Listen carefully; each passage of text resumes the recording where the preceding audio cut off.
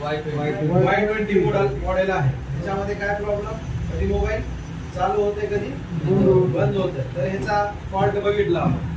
तर fault finding केली, DC मशीननं बघितलं, पॉवर सप्लायनं, आणि त्यानंतर आपण मल्टीमीटरनं सुद्धा बघितलं. तर प्रॉब्लेम कुठे निघाला, सीपीयू मध्ये. तर प्रॉब्लेम फाइंड करत असताना आपण कोणत्या कंपोनंटनं सीपीयूचा प्रॉब्लेम आहे असं समजलं आपल्याला.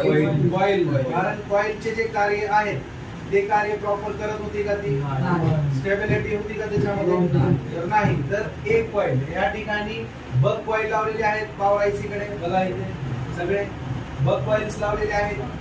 या बग कॉइल्स मधली फक्त ही एक कॉइल आपलं कार्य प्रॉपर करत नव्हती, म्हणून त्या कॉइलला उचललं आपण, उचलून बघितलं, आणि GR न आपण ते संशय आपल्याला आला, आणि GR न चेक केलं, तर त्या ठिकाणी आपल्याला